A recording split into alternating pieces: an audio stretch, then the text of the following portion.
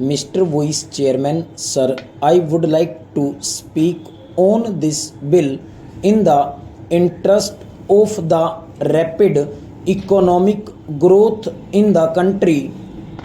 If the nation grows from strength to strength economically, leading to eradication of the degrading and disheartening poverty of the people of India, the workers of this nation would also benefit and they would also go above the poverty line. Sir, I would like to mention here that the plantation crops, as understood by the term so far, namely coffee, rubber, tea, and cardamom, have been giving this nation substantial amount of the much coveted foreign exchange annually.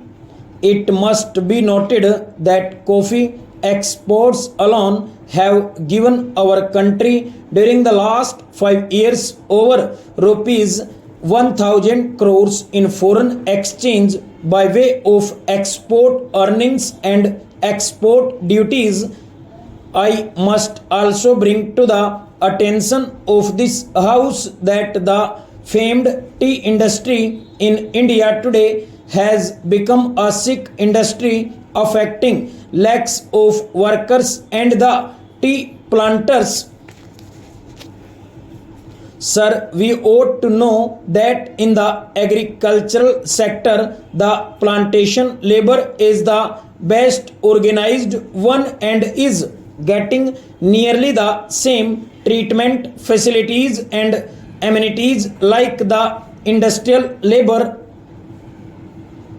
Sir, coming from a plantation district of Karnataka, I sincerely agree that the welfare measures provided in the Act must be faithfully implemented and strictly enforced, but I cannot subscribe to the view taken by some that the planters generally are exploiters and are inimical to the interests of their own workers and that they must be dealt with severely.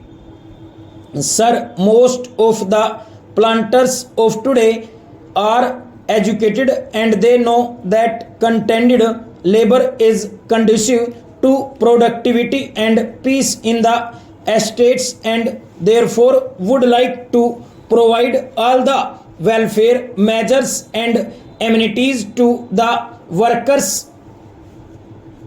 Sir, I would like to point out some of the very darkening, discriminatory, and invidious urban directed amendments made in the plantations labor within bracket amendment bill 1973. Sir, the plantations labor act is short to be applied now even to so and so of 5 hectares and above, employing 15 persons and more. Originally in the bill brought before the joint committee, it was short to be applied to holdings of 6.5 hectares and above. It would be realistic to make an amendment to the present bill to raise the size of holdings from 5 hectares to 6.5 hectares. Full stop.